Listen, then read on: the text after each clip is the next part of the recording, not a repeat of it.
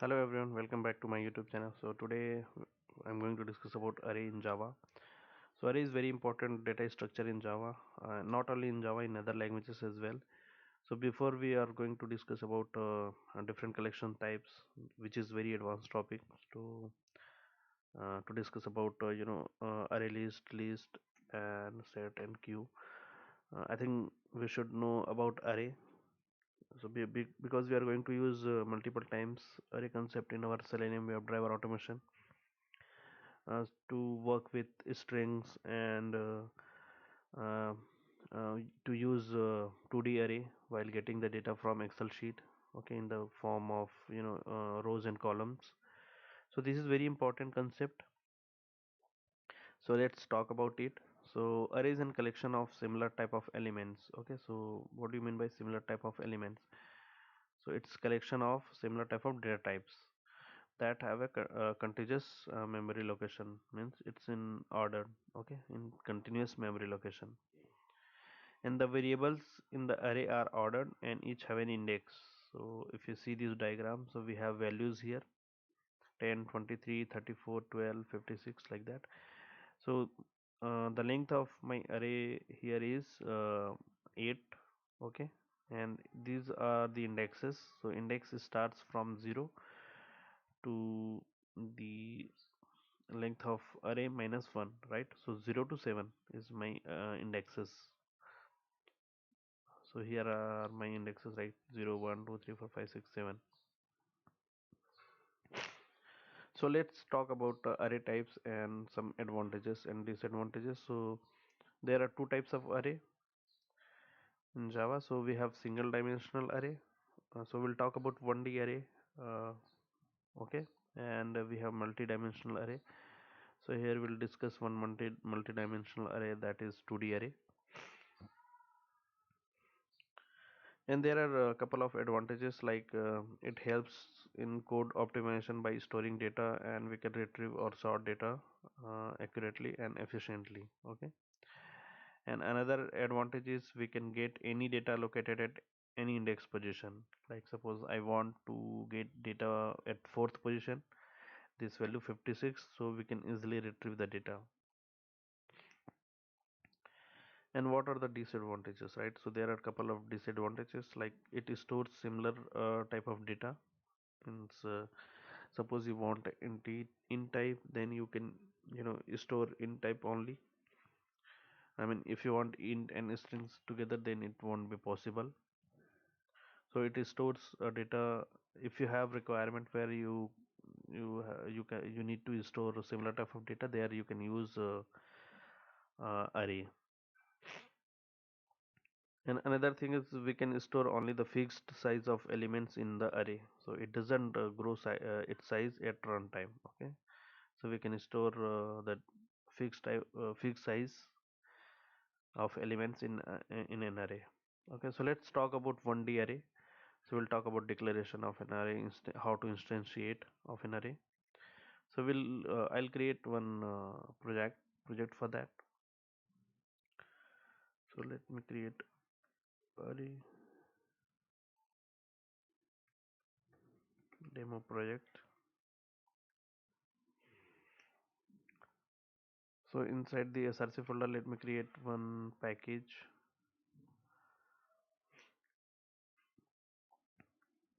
1D array package. Inside this package, let me create one class called 1D array, 1D array class.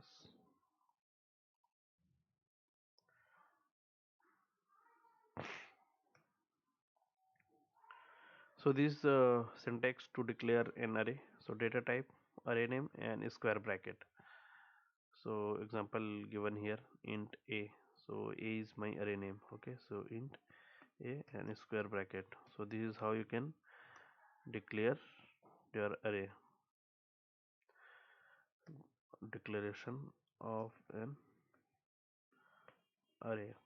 uh, there is another way. You can put square bracket before you give your array name, so you can declare like this as well. Okay, and now you have created your array. You have to assign values, sorry, you have to provide memory to your array. Okay, so that is called instantiation.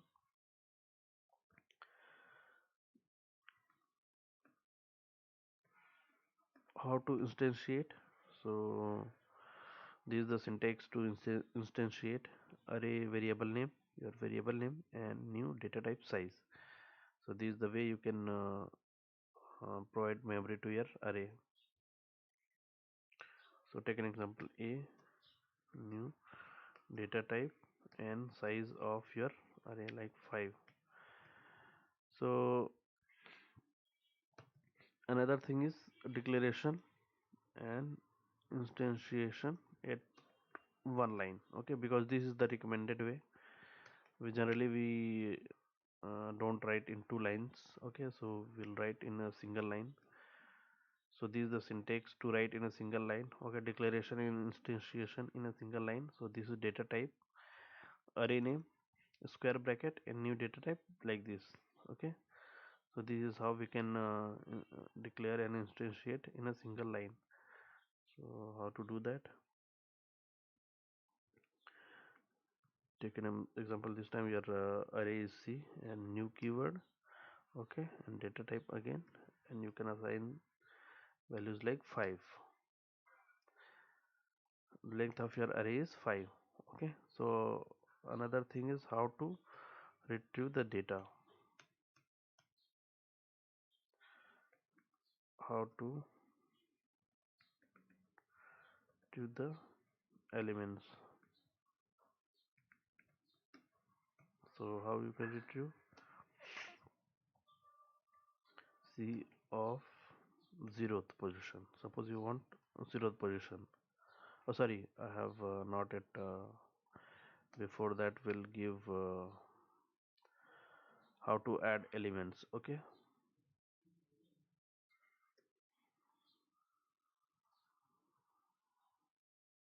how to add the elements. So this is how you can add C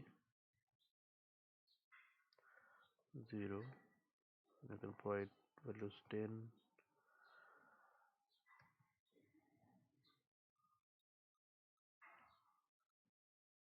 123.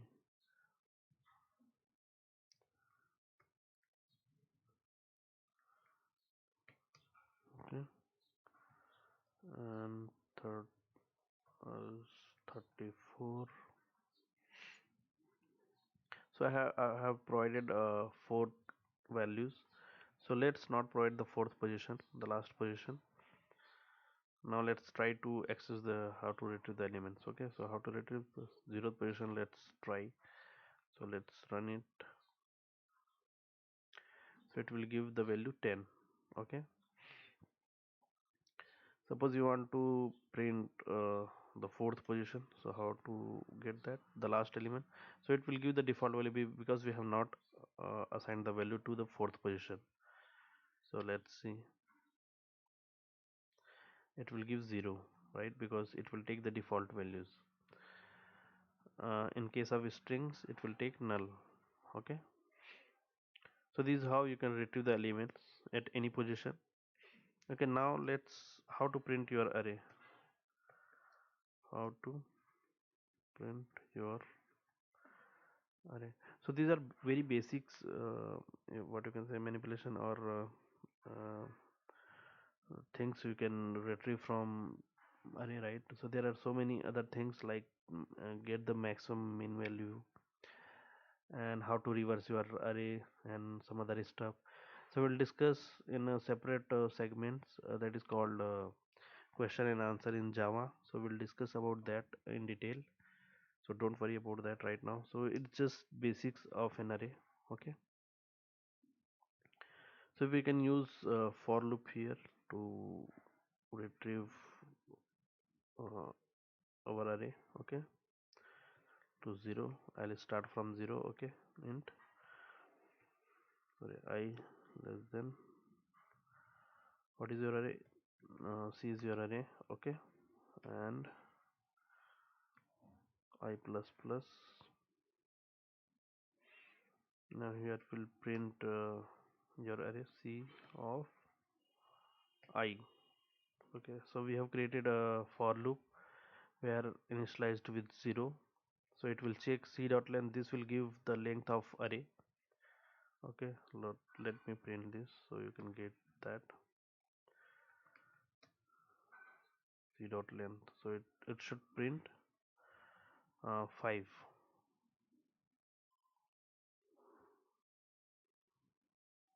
Yeah, this one is for this one, and this is the 5. Okay, this will give 5. Yeah, so it will check. uh, Initially the value is 0, so c is less than or equal to 5, and it will come here. It will print the first element. Okay, c of 0 is 10. So similarly, if when this will become 4, then it will check. So still it is lesser than this, so it will print the last element, c of 4, that means 0. Okay, and when it becomes 5, at that time it will come out from this loop, because 5 is uh, uh, less than 5, that means uh, false, right? So it will come out from this loop. So this is how you can retrieve the data. So you can do one more thing. You can remove this next line, and you can add some space over here. So let me print it again. Yeah, so this is your array: 10, 123, 23, 34, and 0. And one more uh, concept is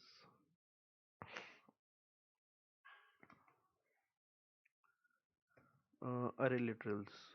This is array literal. So how to create array literal? So if you know the array, if you know the elements and size of the array, then you can easily create this array literal. Okay, so how do you create? In D, this time curly braces, and give the values directly inside. No need to define the size or anything. You just create your array like this. Okay, so if you know the size of your array, and suppose you want, I mean, you know the elements as well, like this many elements I need to store in my array, so you can easily create your array like this. So this is all about 1D array. So let's talk about 2D array now. So I'll create a separate package.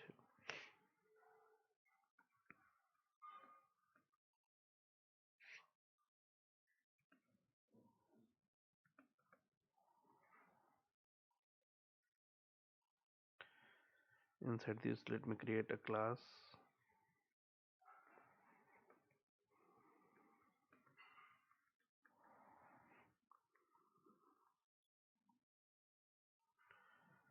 So similar to this one, we can instantiate, we can create array 2D array as well. So I'll show you.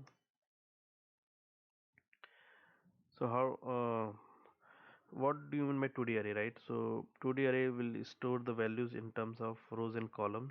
So let me give an example. So 2D array will be like this.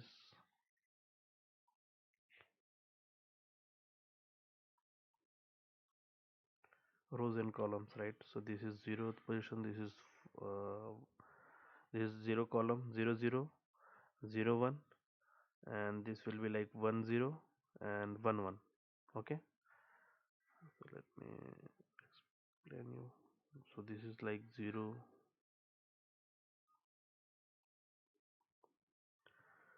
0 0.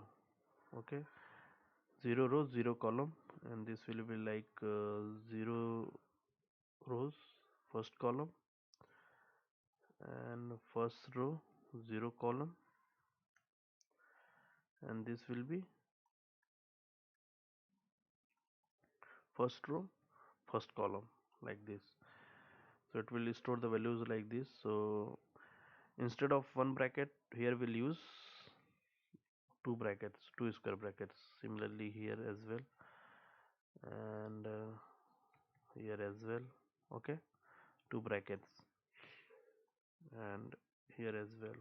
Like we can give 5 rows and 5 columns like this.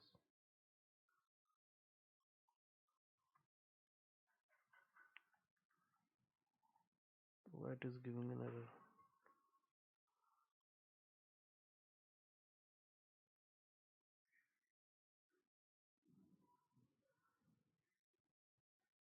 Acha, we have not. Acha, we have to give square bracket here as well. Yeah, this is how you can create. And let's talk about array literals. So how we can create? Let's take an example. D is my array. Okay, so we can create like this: data type, array name, and square brackets. And inside the curly braces, you can create your values. Suppose you will create 2 3 comma another value 4 3 5,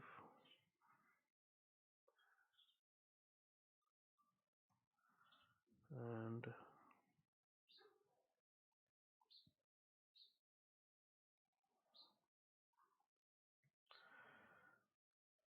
so this is using array literals. Okay, because we know the uh, elements in our array. Okay, so this has 3 rows and 2 columns, like. Okay, so it will be like 2 3 3 5 3 5, like that. So we'll change this to 5 6 5 7. Okay, so here we have 2 rows and 3 columns. So how to get the values? Using for loop. We need to for loop here. Okay, I is equal to 0. This is for rows. Okay, I plus plus,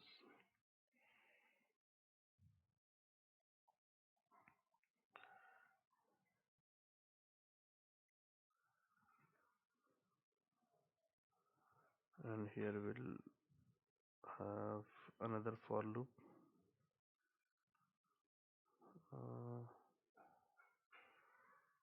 we have 2 columns, so we need to give 2 values here, and j plus plus.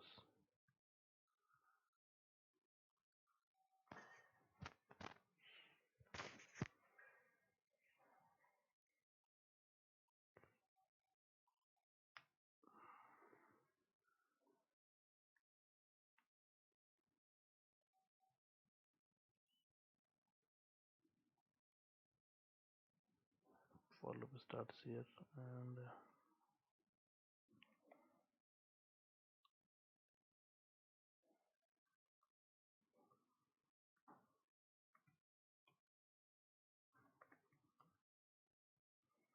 here we'll print d of your I and j. Okay, array d is my array, so we'll print like this.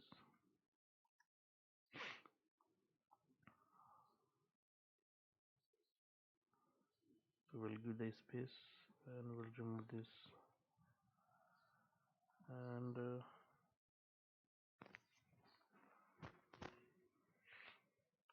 out of this we'll print a line. Okay, now let me run this. Yeah, here we got 2 3 3 5. So our array is 2 3 3 5 5 7. So what we have done, we have created 2 for loops. This is to traverse the rows, because we have 3 rows, and this is for column. Okay, so when I is 0, so I is less than equal to less than 3, so it will come to this loop. It will check like j is equal to 0 and j is less than 2. Okay, so it will print the first 2 values, I of 0 sorry, d of 0 and d0 and 0. So that means 0 rows and 0 columns. So that means values 2 and 3. So similarly, when it comes from this loop, then it will print this next line. So it will come to here and it will again print the next values. So this is how we can traverse the 2D array values in 2D array. Okay. So this is all about today's guys. So in the next video, probably we'll discuss about collection framework, or I'll see if anything is missed behind. So we'll cover them. Okay. So thank you for watching. Have a nice day. Bye bye.